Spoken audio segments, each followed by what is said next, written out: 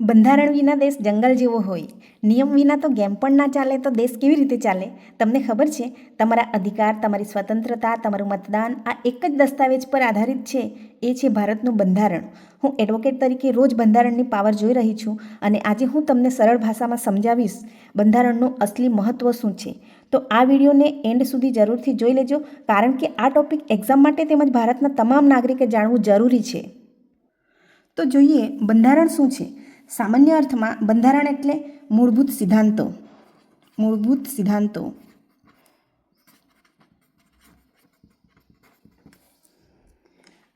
નિયમો હોય, આધારભૂત નિયમો હોય, સ્થાપિત પરંપરાઓનો સમૂહ. પરંપરાઓ, બરાબર.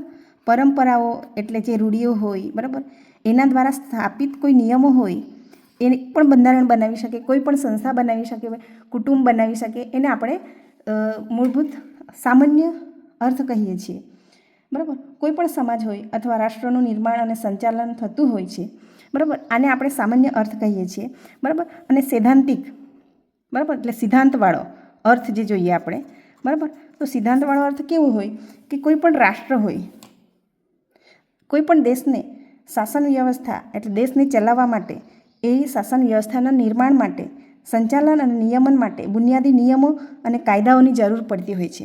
શાની જરૂર પડે છે? કાયદાઓ, બરાબર. કાયદાઓ, નિયમો, બરાબર, આવા વગેરેની જરૂર પડતી હોય છે. તો આવા કાયદા અને બુનિયાદી નિયમોનો સ્ત્રોત એટલે જ આપણે બંધારણ કહીએ છીએ. તો આપણે જોયું કે કાયદો અને નિયમો, અધિનિયમો વગેરે જે દેશને ચલાવવા માટેના સિદ્ધાંતો જે બનાવવામાં આવેલા છે એને આપણે બંધારણ કહીએ છીએ. એ દસ્તાવેજનું નામ છે બંધારણ, બરાબર. એટલે કોઈ પણ આપણે શાળાઓ હોય, કોલેજો હોય, બરાબર, સંસ્થાઓ હોય, એમાં આપણે કોઈ પણ સમયે પ્રવેશ મેળવતા હોય તો એમાં જે નીતિ નિયમો બનાવવામાં આવે છે, એવી જ રીતે દેશને ચલાવવા માટે મૂળભૂત સિદ્ધાંતોની જરૂર પડે છે. શાસન વ્યવસ્થાના નિર્માણ માટે, એને સંચાલન કેવી રીતે કરવાનું હોય એના માટેના નિયમો અને કાયદાઓ તેમજ અધિનિયમો બનાવવામાં આવે છે. એવા જ આખો જ્યાંથી આપણને સ્ત્રોત મળે છે એને આપણે બંધારણ કહીએ છીએ. તો બંધારણને દેશનો મૂળભૂત કાયદો પણ કહેવામાં આવે છે. શું કહેવામાં આવે છે? મૂળભૂત કાયદો. હવે આપણે જોઈએ છીએ કે ઘણા બધા કાયદાઓ આવેલા છે, બરાબર ને. વિસ્તાર વાઇઝ અલગ અલગ કાયદાઓ હોય. સ્ત્રી અધિનિયમ હોય, ઘરેલું હિંસા હોય, બરાબર, શિક્ષણનો અધિનિયમ હોય, બધા અલગ અલગ કાયદાઓ છે. મજૂરો માટેના અલગ અલગ કાયદાઓ હોય છે, બરાબર. દેશને ચલાવવા માટેના અલગ અલગ કાયદાઓ હોય છે. દીવાની કાયદાઓ હોય, ફોજદારી કાયદાઓ હોય, વગેરે કાયદાઓ હોય છે. તો મૂળભૂત કાયદો જે છે, આખા દેશને ચલાવવા માટેનો મુખ્ય, મૂળભૂત એટલે મુખ્ય કાયદો જે છે એને આપણે કહીએ છીએ બંધારણ, બરાબર.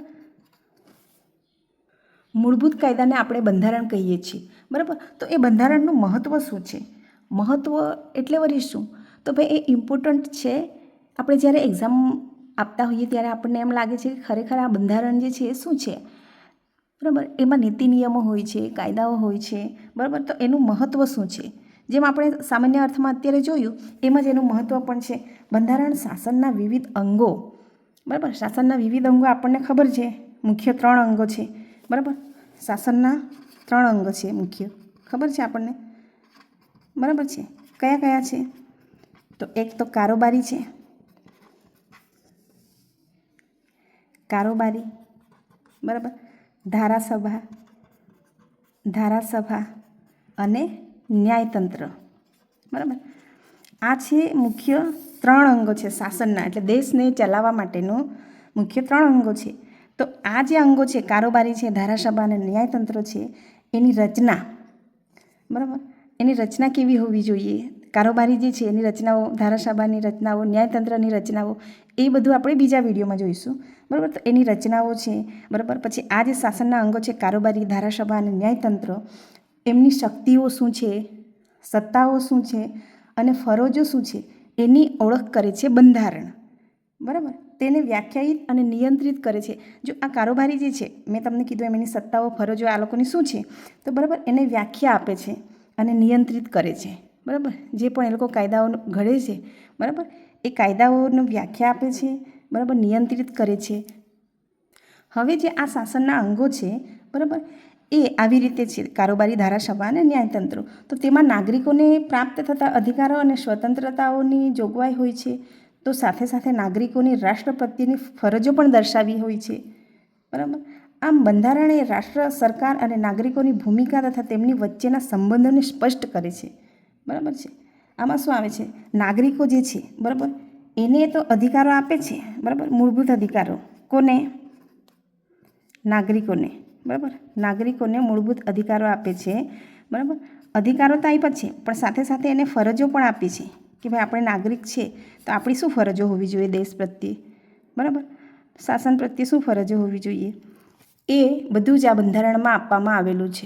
કોઈ પણ દેશ હોય, બરાબર, કે રાજ્ય હોય, તો રાજ્યને ચલાવવાના નિયમો હોય, રાજ્યને ચલાવવાના નિયમો હોય બંધારણમાં, બરાબર. રાજ્યને આપણે કેવી રીતે ચલાવીશું, તો એના ચલાવવા માટેના નિયમો હોય છે, એના ચલાવવા માટેના નિયમો હોય છે, બરાબર. અને બાળકોથી માંડીને સિટીઝન લોકો સુધીના દરેકને અલગ અલગ પ્રકારના અધિકારો અને ફરજો આપવામાં આવે છે. તો ખરેખર જોઈએ આપણે તો મહત્ત્વ આપણે જાણ્યું, બરાબર, કે ભાઈ શું મહત્ત્વ છે બંધારણનું. શાસનના અંગો જે છે, કારોબારી, ધારાસભા, ન્યાયતંત્ર વગેરેને ચલાવવાના નિયમો તો બનાવેલા છે, પણ સાથે સાથે શું કરે છે બંધારણ, શું કરે છે કે ભાઈ આપણા દેશમાં લોકશાહી છે, આપણો દેશ કેવો છે, લોકશાહી છે. તો લોકશાહીને શું કરે છે, મજબૂત કરે છે, મજબૂત બનાવે છે કે ભાઈ ગમે તેમ આમ પોતાના સિદ્ધાંત મુજબ કાર્યો નહીં કરી શકાય, બરાબર, પણ લોકોનો અભિપ્રાય લઈને તમે કોઈ પણ કાયદા નિયમો બનાવી શકો, બરાબર. તો લોકશાહીને મજબૂત કરે છે, બરાબર. પછી આપણે બીજું જોઈએ શું કરી શકે, સરકારને નિયંત્રિત કરે. બંધારણ જે છે સરકારને પણ નિયંત્રિત કરે છે, સરકારને નિયંત્રિત કરે છે, બરાબર. સરકાર ગમે તે પ્રમાણેના કાયદાઓ બનાવે તો એમાં સરકાર શું કરે છે, કાયદાનું અર્થઘટન કરે છે બંધારણ, બરાબર. તો એને કહેવાય કે સરકારને નિયંત્રિત કરે છે, બરાબર. પછી શું કરે કે નાગરિકોને અધિકાર આપે છે, એ આપણે જોઈ લીધું, બરાબર, કે ભાઈ નાગરિકોને અધિકાર આપે છે. અને બીજું ખાસ મુખ્ય મહત્ત્વ કે ન્યાય અને સમાનતા સુનિશ્ચિત કરે છે. શું કરે છે, ન્યાય અને સમાનતા સુનિશ્ચિત કરે છે, સુનિશ્ચિત કરે છે, બરાબર. તો આમ બંધારણ આપણે જોઈએ કે ન્યાય અને સમાનતા પણ સુનિશ્ચિત કરે છે, બરાબર. લોકશાહીને મજબૂત કરે છે, સરકારને નિયંત્રિત કરે છે, ન્યાય અને સમાનતા સુનિશ્ચિત કરે છે, બરાબર. તો આ ખૂબ જ મહત્ત્વ છે બંધારણનું, એ આપણે સૌએ જાણવું જોઈએ. તો હવે જોઈશું આપણે બંધારણના કાર્યો, બરાબર. બંધારણ વળી શું કામ કરે છે, શું કાર્ય કરે છે, આપણે જોયું કે કાયદાની વ્યવસ્થા કરે છે, સરકારને નિયંત્રિત કરે છે, નાગરિકોને અધિકારો અને ફરજો આપે છે, બરાબર. તો એના કાર્યો શું છે, બંધારણ કોઈપણ દેશનો મૂળભૂત કાયદો છે, એ આપણે જોયું, જે શાસનના વિવિધ અંગોની રૂપરેખા અને કાર્યોનું નિર્ધારણ કરે છે. સરકારનું નિર્માણ કોણ કરશે, તેના માટેની પ્રક્રિયા શું હશે, બરાબર. તો સરકાર તો બને છે, બરાબર. તો એનું નિર્માણ, સરકારનું નિર્માણ કોણ કરશે, બરાબર, નિર્માણ કોણ કરશે, તેના માટેની પ્રક્રિયા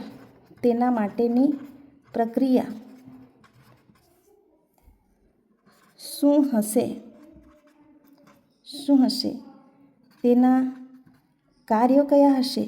તેના કાર્યો કયા હશે વગેરેની સ્પષ્ટતા કરે છે, બરાબર. બંધારણ શું કરે છે કે સરકારનું નિર્માણ કોણ કરશે, તેના માટેની પ્રક્રિયા શું હશે, તેના કાર્યો કયા હશે વગેરે એ સુનિશ્ચિત કરે છે અને સ્પષ્ટ કરે છે. આ બંધારણનું મુખ્ય કામ છે, બરાબર. તે સરકારને એવી ક્ષમતાઓ પ્રદાન કરે છે જેથી સરકાર લોકોની અપેક્ષાઓની પૂર્તિ કરી શકે અને એક ન્યાયપૂર્ણ સમાજની સ્થાપના માટે યોગ્ય પરિસ્થિતિઓનું નિર્માણ થઈ શકે. બંધારણ કાયદાના શાસનની સ્થાપના કરે છે. શું કરે છે, બંધારણ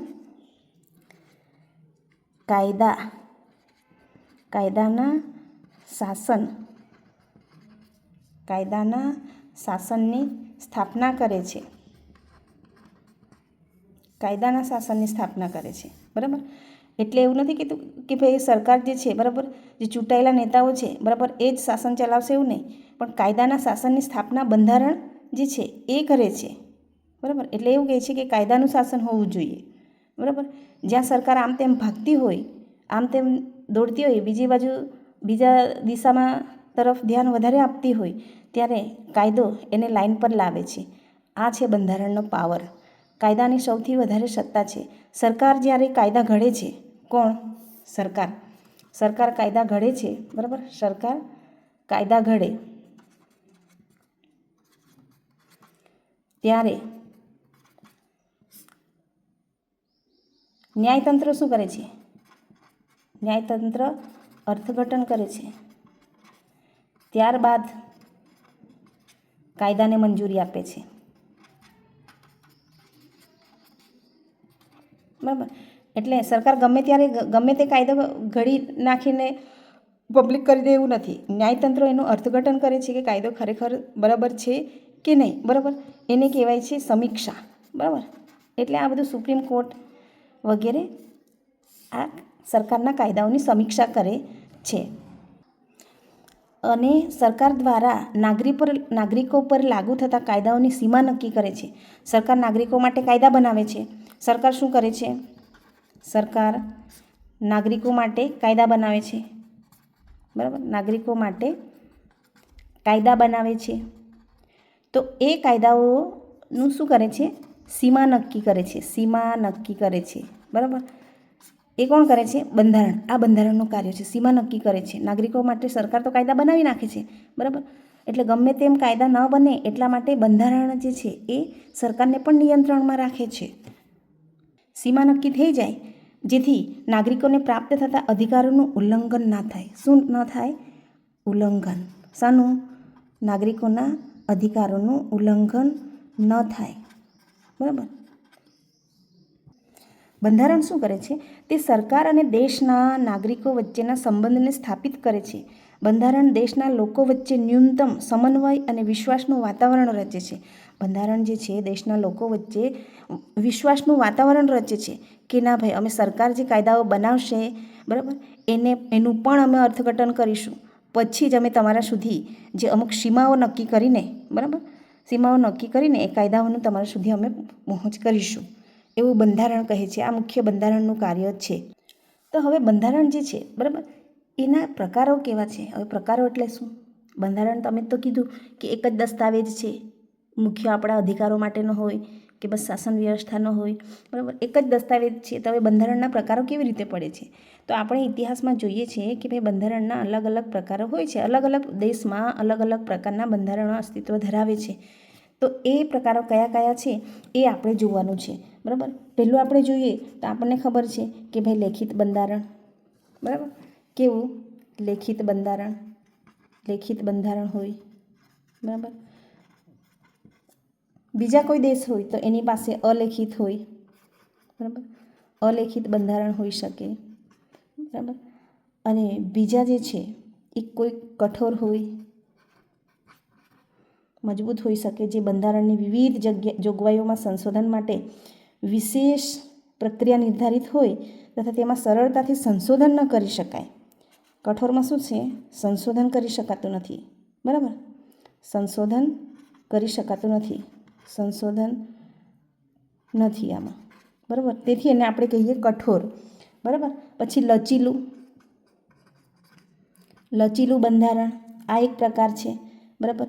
પછી આવે વિકસિત બંધારણ. પછી આવશે નિર્મિત બંધારણ. પછી આવશે એકાત્મક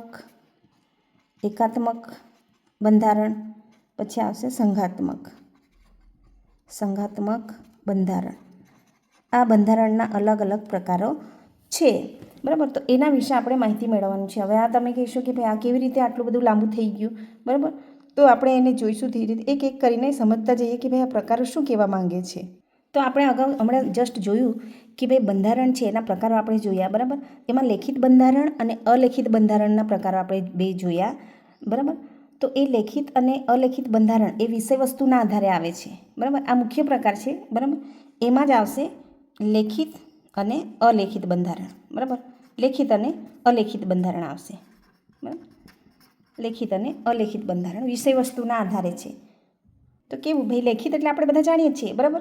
કે ભાઈ કેવું હોય કે ભાઈ લેખિત સ્વરૂપે હોય. સ્વરૂપ કેવું હોય? લખાણથી થયેલું હોય. બરાબર. લખાણ હોય. બરાબર. એને આપણે લેખિત બંધારણ કહીએ છીએ. દેશની શાસન વ્યવસ્થા માટેના જે નિયમો આપણે વાત કરી કે ભાઈ બંધારણમાં શું છે, તો નિયમો છે, કાયદાઓ છે, સિદ્ધાંતો છે. તો એ બધા નિયમો અને સિદ્ધાંતો છે, નાગરિકોના અધિકારો છે, નાગરિકો માટેની ફરજો છે, ન્યાયતંત્ર માટેની રચના, સત્તાઓ વગેરે જે છે, બરાબર, એ કેવા સ્વરૂપે હોય છે? તો લખાણના સ્વરૂપે હોય છે, તેથી ને આપણે કહીએ છીએ કે ભાઈ લેખિત બંધારણ છે, બરાબર. આખું સંગ્રહ કરેલું હોય, બધું જ એમાં સંહિતાબદ્ધ રીતે સ્વરૂપે સંગ્રહિત કરાયેલા હોય તો તેને લેખિત બંધારણ કહેવાય છે. ઉદાહરણ તરીકે અમેરિકા, ભારત, બરાબર. ભારત દેશ જે છે આપણો કેવો છે, લેખિત બંધારણ ધરાવે છે. ભારત લેખિત બંધારણ ધરાવે છે, એ આપણને ખબર જ છે, બરાબર છે. તો આના સિવાય પણ છે, કયા કયા છે કે ભાઈ અમેરિકા છે, ફ્રાન્સ, નેપાળ, કેનેડા, ચીન વગેરે દેશો જે છે લેખિત બંધારણ ધરાવે છે, બરાબર. ને આપણો દેશ પણ લેખિત બંધારણ ધરાવે છે, બરાબર. વિશ્વનું સૌથી મોટું લેખિત બંધારણ ભારતનું છે. અત્યારે મેં તમને નામ કીધા એ દેશો લેખિત બંધારણ ધરાવે છે, પણ સૌથી મોટું, બરાબર, સૌથી મોટું ક્યાં, આપણા દેશમાં કે રાજ્યમાં, વિશ્વમાં, બરાબર. વિશ્વનું સૌથી મોટું લેખિત બંધારણ, બરાબર, લેખિત બંધારણ કોનું છે, ભારત. ભારતનું વિશ્વનું સૌથી મોટું, બરાબર, એ લેખિત બંધારણ આપણા ભારત દેશનું છે. તો હવે પછી જોઈએ આપણે અલેખિત બંધારણ. જે દેશની શાસન વ્યવસ્થાની મોટાભાગની જોગવાઈઓ હોય, બરાબર, એ લેખિત સ્વરૂપ ધરાવતી ન હોય, બરાબર, અને વ્યવસ્થિત ગોઠવણવાળી ન હોય તો તેને અલેખિત કહેવાય છે, બરાબર. એ કેવી રીતે કે ભાઈ આ લોકો શું કરે છે, અલેખિત એટલે કેવી રીતે બનાવે છે કે ભાઈ આ પ્રકારના બંધારણમાં રૂઢિરિવાજો હોય, બરાબર. રૂઢિરિવાજો બદલાતા રહેતા હોય છે, એટલે ફિક્સ હોતું નથી. રૂઢિરિવાજો, અદાલત જે છે, કાયદા હોય, બરાબર, કોર્ટના ચુકાદાઓ હોય, અદાલત ચુકાદાઓ, બરાબર, અદાલતના ચુકાદાઓ, બરાબર, એવા વગેરે અલગ અલગ બધા દસ્તાવેજો હોય છે, રૂઢિઓ હોય, બરાબર. રૂઢિરિવાજો આપણે મેં તમને કીધું તેમ અદાલતના ચુકાદાઓ જુદા જુદા દસ્તાવેજોના આધારે અસ્તિત્વ ધરાવે છે, બરાબર. તેથી તેને અલેખિત કહેવાય છે. અલગ અલગ દસ્તાવેજ હોય છે એની પાસે, કોઈ ફિક્સ નથી, તેથી એને આપણે કહીએ છીએ કે અલેખિત, બરાબર. તો આવા કોણ છે, બ્રિટન, અલેખિત, બરાબર, કેમ કે ત્યાં રાજાશાહી છે ને, એટલે બ્રિટનમાં અલેખિત બંધારણ છે. ન્યૂઝીલેન્ડ છે, બરાબર, ન્યૂઝીલેન્ડ છે, બરાબર, ઇઝરાયલ વગેરેના દેશોનું બંધારણ કેવું છે, અલેખિત છે. જ્યારે આપણા ભારત દેશનું બંધારણ લેખિત બંધારણ છે, બરાબર. લેખિત બંધારણ આપણું મોટું સૌથી મોટું વિશ્વમાં, બરાબર, કોનું છે, ભારતનું. કેવું, લેખિત, બરાબર. પછી આધુનિક વિશ્વનું સૌપ્રથમ લેખિત બંધારણ અમેરિકા ધરાવે છે. આધુનિક વિશ્વ છે સૌપ્રથમ લેખિત, બરાબર. આપણો દેશ તો પછી આઝાદ થયો છે, બરાબર, 1947માં, પણ તે પહેલાં, બરાબર, 1947 પહેલાં અમેરિકા લેખિત બંધારણ ધરાવતું હતું. સૌપ્રથમ એ પહેલું કહેવાય છે અમેરિકા પાસે, બરાબર, લેખિત બંધારણ. તે પહેલાં અમેરિકા લેખિત બંધારણ ધરાવતું હતું, બરાબર. પછી એશિયામાં આપણે જોઈએ તો સૌપ્રથમ લેખિત બંધારણ જાપાનનું છે, બરાબર. એશિયામાં સૌપ્રથમ લેખિત બંધારણ કોનું છે, જાપાનનું છે, બરાબર. એટલે આ વસ્તુ આપણે યાદ રાખવી પડે કે સૌથી મોટું, બરાબર, વિશ્વનું મોટું લેખિત બંધારણ ભારતનું છે, અને તે પહેલાં અમેરિકા લેખિત બંધારણ સૌપ્રથમ, એવું સમજો ને, પહેલાં નહીં પણ સૌપ્રથમ અમેરિકા લેખિત બંધારણ ધરાવતું હતું. ને આપણા એશિયામાં જોઈએ તો એશિયામાં સૌપ્રથમ લેખિત બંધારણ જાપાન દેશનું છે, બરાબર. હવે અત્યારની હાલની સ્થિતિ પ્રમાણે જોઈએ તો વિશ્વનું સૌથી મોટું, બરાબર, અને લેખિત બંધારણ જે છે, બરાબર, કેવું છે, સૌથી મોટું, બરાબર, વિશ્વનું મોટું છે અને લેખિત બંધારણ છે, કોનું, ભારત દેશનું છે, બરાબર. આ આપણે યાદ રાખવાનું છે. હવે સંશોધનના આધારે આ પ્રકારના બંધારણમાં, બરાબર, કેવા બે અન્ય પ્રકારો છે. તો આપણે જોઈએ કે કઠોર બંધારણ અને લચીલું બંધારણ, બરાબર છે. કેવું છે, એક તો કઠોર છે સંશોધનના આધારે, બરાબર, અને બીજું છે લચીલું. કઠોર એટલે કેવું, એકદમ મજબૂત. લચીલું એટલે ઢીલું પૂચું હોઈ શકે, બરાબર. એમાં શું હોય, પહેલાં તો કઠોરની તો વાત આપણને ખબર જ છે, પણ લચીલું એટલે કેવું કે ભાઈ જે બંધારણની મોટાભાગની જોગવાઈઓ સામાન્ય ધારાકીય પ્રક્રિયાના માધ્યમથી, અને સરળતાથી સંશોધિત કરી શકાય તેવી હોય તેને લચીલું બંધારણ કહે છે. એટલે સામાન્ય પ્રક્રિયા, બરાબર, સામાન્ય પ્રક્રિયાથી, બરાબર, એ બધી પ્રક્રિયાઓને એવું બધું આપણે ધીરે ધીરે સમજીશું, પછી આપણને ખબર પડશે, બરાબર. તો એમાં અમુક ટકા 50% મતદાન હોય, ક્યાં તો હાજર રહીને મતદાન કરતા હોય, બરાબર, એવી પ્રક્રિયાથી સરળતાથી પસાર થઈ જાય છે, એને સુધારો કરી શકતા હોય, એને કહીએ છીએ આપણે સામાન્ય પ્રક્રિયા, બરાબર. તો સામાન્ય પ્રક્રિયાથી, બરાબર, સંશોધન કરી શકાય, બરાબર, બંધારણમાં સામાન્ય પ્રક્રિયાથી સંશોધન કરી શકાય, બરાબર, એને આપણે કહીએ છીએ લચીલું, બરાબર, એને શું કહીએ છીએ આપણે, કરી શકાય, એને લચીલું કહીએ છીએ, લચીલું બંધારણ. અને કઠોર બંધારણ એટલે એમાં એવી જોગવાઈ હોય કે સંશોધન માટે વિશેષ પ્રક્રિયા નિર્ધારિત હોય. જો સંશોધન કરવું હોય તો વિશેષ પ્રક્રિયા કરવી પડે, બરાબર. એમાં ફિક્સ જ હોય કે ભાઈ 50% સભ્ય સંખ્યા અહીંયા હાજર હોવી જોઈએ, બરાબર. એવી પ્રક્રિયા વિશેષ પ્રક્રિયા કહેવાય. વિશેષ પ્રક્રિયાથી તેમાં સરળતાથી સંશોધન કરી શકાતું નથી, વિશેષ પ્રક્રિયાથી કરાય, બરાબર. બીજું શું, કઠોરમાં સરળતાથી કરી શકતા નથી, સરળતાથી સંશોધન કરી શકાતું નથી, સરળતાથી સંશોધન કરી શકાય નહીં, બરાબર, એને કઠોર કહેવાય. આ લચીલું છે, એને સરળતાથી સામાન્ય પ્રક્રિયાથી કરી શકાય, એટલે એને કહીએ છીએ લચીલું બંધારણ. કયા દેશ પાસે કઠોર છે, લચીલું કયા પાસે છે એ જોઈએ. કઠોર બંધારણ જે છે, બરાબર, કઠોર, બરાબર, કયા દેશ પાસે સામાન્ય રીતે છે, તો અમેરિકા પાસે બહુ જ કઠોર બંધારણ છે, બરાબર છે.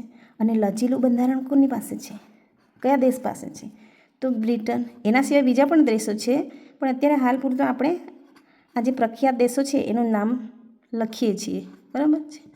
તો કઠોર બંધારણ જે છે એ અમેરિકાનું છે, ને લચીલું છે બ્રિટનનું છે. સામાન્ય પ્રક્રિયાથી એ લોકો સંશોધન કરી શકે છે. તો આપણા ભારત દેશનું બંધારણ કેવું છે, ભારતનું બંધારણ કેવું છે, બરાબર, ભારતનું બંધારણ કેવું છે એ આપણે જોવાનું છે. આપણે સૌ જાણીએ છીએ કઠોર છે ને કે લચીલું છે, કઠોર છે કે લચીલું છે. જો આવડતું હોય તો કમેન્ટ કરજો. ભારતનું બંધારણ કેવું છે, ભારતનું બંધારણ કેવું છે, કઠોર છે અને લચીલું પણ છે. કઠોર તો છે જ, પણ સાથે સાથે કેવું છે, લચીલું છે, લચીલાપણું, બરાબર. કઠોર અને લચીલાપણું બંનેનો સમન્વય છે, બંનેનો સમન્વય છે. ભારતના બંધારણ કેવું છે, ભારતનું બંધારણ કઠોર અને લચીલું, બરાબર, બંનેનો સમન્વય છે ભારતના બંધારણમાં. કેમ કે આમાં આપણે અમુક એવા જે કાયદાઓ છે, બરાબર, એમાં આપણે સરળતાથી સામાન્ય પ્રક્રિયાથી સંશોધન કરી શકીએ છીએ, બરાબર. જેમ કે દેશનું નામ બદલવું હોય, રાજ્યનું નામ બદલવું હોય, એની સીમા માટે આમ તેમ હોય, તો આપણે એને સરળતાથી સાદી પ્રક્રિયાથી સંશોધન કરી શકીએ છીએ. પછી અમુક એવા કાયદાઓ હોય છે, એની વિશેષ બહુમતીથી આપણે કાયદાઓ પસાર કરી શકીએ છીએ, બરાબર. તેથી એ પણ ચાલુ છે. તો તેથી આપણે ભારતને શું કહીએ છીએ, ભારતનું બંધારણ કઠોર પણ છે અને લચીલાપણું બંનેનો સમન્વય છે. ચાલો હવે બીજો પ્રકાર, ઉત્પત્તિના આધારે. ઉદ્ભવ અને ઉત્પત્તિના આધારે એટલે આપણને શબ્દ પરથી ખબર પડી છે કે ભાઈ ઉદ્ભવ અને ઉત્પત્તિના આધારે એટલે ધીરે ધીરે ક્રમશઃ રીતે આગળ વધતું હોય છે, ઉદ્ભવ થયેલું હોય છે, બરાબર. જેમ કે પરંપરાઓ હોય, બરાબર, ક્યાંથી ભાઈ એનું નિર્માણ કેવી રીતે થાય છે, ઉત્પત્તિ, આ બંધારણનું નિર્માણ કેવી રીતે થશે, બરાબર. તો એક તો આપણે જોઈએ કે ભાઈ આને કહીએ છીએ આપણે વિકસિત, બરાબર, વિકસિત બંધારણ, ઉત્પત્તિના આધારે વિકસિત બંધારણ. અને બીજું છે નિર્મિત બંધારણ. કેવું, નિર્મિત બંધારણ. એક વિકસિત અને બીજું જે છે એ નિર્મિત બંધારણ છે, બરાબર. તો વિકસિતમાં તો પહેલેથી જ વિકાસ થયેલું હોવું જોઈએ એવું આપણે માનીએ. તો એ ક્યાંથી હોય કે ભાઈ પરંપરાઓ હોય, બરાબર, પરંપરાઓ, રૂઢિઓ, બરાબર. કોઈ રાજાના આદેશ હોય, રાજાના આદેશથી બનેલું હોય બંધારણ, બરાબર. પછી અદાલતના ચુકાદાઓ એટલે કોર્ટના ચુકાદાઓ હોય, બરાબર, એનાથી અદાલતના ચુકાદાઓ વગેરેથી બનેલા હોય છે, બરાબર.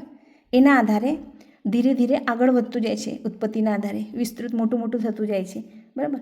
તો વિકસિત બંધારણને શું કહે છે કે ભાઈ પરંપરાઓ, રૂઢિઓ, રાજાના આદેશ, અદાલત ચુકાદાઓ, બરાબર, વગેરે દસ્તાવેજોના આધારે વિસ્તૃત થતું જાય છે એવા બંધારણને આપણે વિકસિત બંધારણ કહીએ છીએ. બરાબર.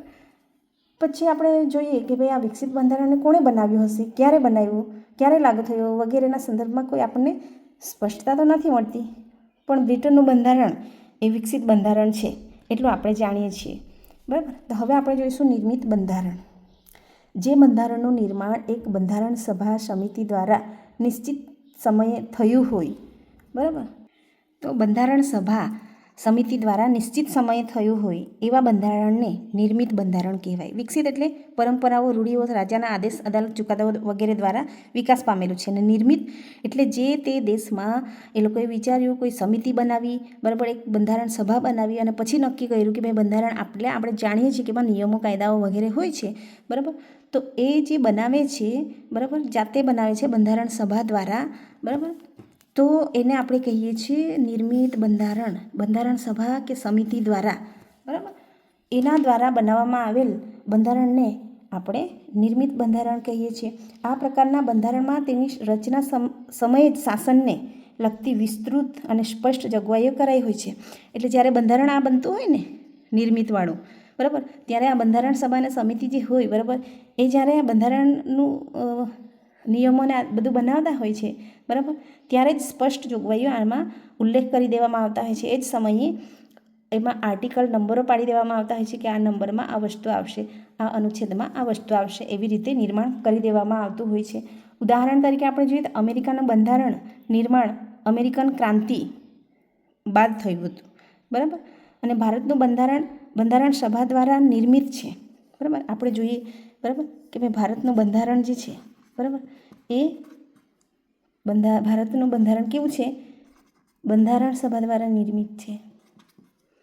બરાબર છે. તો આપણા ભારતનું બંધારણ જે છે એ બંધારણ સભા દ્વારા 26 જાન્યુઆરી 1950ના રોજ અમલમાં આવ્યું હતું. બરાબર. અને બંધારણ સભા દ્વારા નિર્મિત છે. બરાબર. ભારતનું બંધારણ કેવું છે, નિર્મિત છે. બરાબર. તો ભારતનું બંધારણ જે છે એ નિર્મિત છે. હવે આપણે બીજો પ્રકાર જોઈશું સંઘના આધારે. સંઘના આધારે પણ બે પ્રકાર પડશે.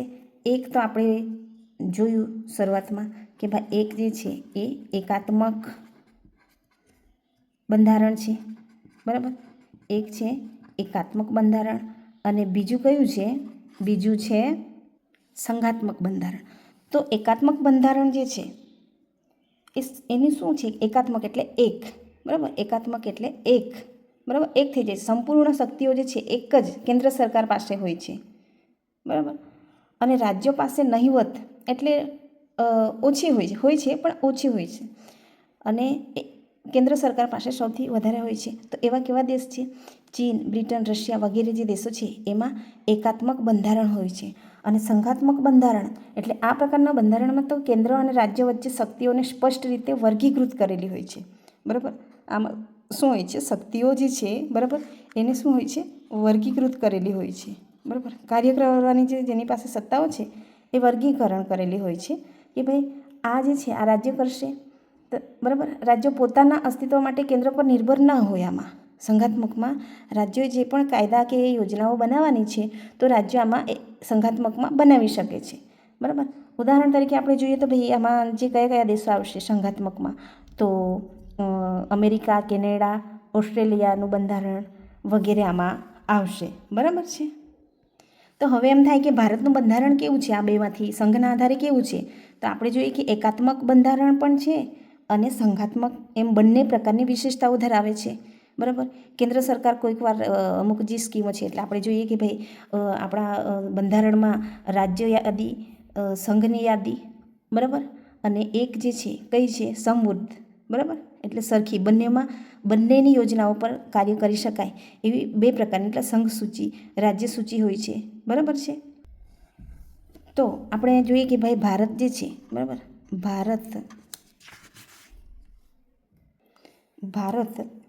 ભારતનું બંધારણ છે સંઘના આધારે બંને છે, એકાત્મક પણ છે, એકાત્મક પ્લસ સંઘાત્મક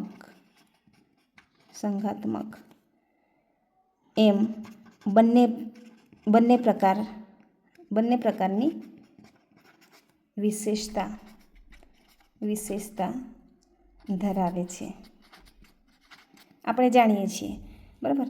ભારત જે છે બરાબર છે એ ભારતનું બંધારણ છે એકાત્મક સંઘાત્મક બંને પ્રકારની વિશેષતા ધરાવે છે બરાબર. એકાત્મક એટલે એકલું સંપૂર્ણ શક્તિઓ કેન્દ્ર સરકાર પાસે જ હોય અને સંઘાત્મક એટલે રાજ્ય પાસે પણ હોય એટલી જ શક્તિ અને કેન્દ્ર સરકાર પાસે પણ હોય છે બરાબર. અને જરૂર પડે તો એક યાદી આપણે એવી બનાવી છે જેને આપણે સમવર્તી સૂચિ કહીએ છીએ, એ પણ એક યાદી છે. તો આ થઈ ગઈ આપણે પ્રકારો જોઈ લીધા. બંધારણના પ્રકારો કેવા કેવા પ્રકારના બંધારણ છે એ જોયા બરાબર. એક તો આપણે જોયું કે ભાઈ લેખિત બંધારણ, અલેખિત બંધારણ, કઠોર અને લચીલું બંધારણ, વિકસિત અને નિર્મિત બંધારણ, એકાત્મક અને સંઘાત્મક બંધારણ, આ આપણે જોઈ લીધું છે. તો બંધારણ સમજવું એટલે તમારા અધિકારો સમજવા જેવું છે. એટલે ખરેખર બંધારણ જે છે આ વિષય ખૂબ જ સારો છે, કેમ કે આપણે દેશના નાગરિક તરીકે બધાને બંધારણ આવડવું જોઈએ, સમજવું જોઈએ. એટલે બંધારણ સમજવું એટલે તમારા અધિકારો સમજવા જેવું છે. આજથી તમે ફક્ત સ્ટુડન્ટ નથી, જાગૃત નાગરિક છો. વિડીયો પસંદ આવે તો લાઈક કરજો, શેર કરજો અને સબસ્ક્રાઈબ કરશો. જય જય ગરવી ગુજરાત.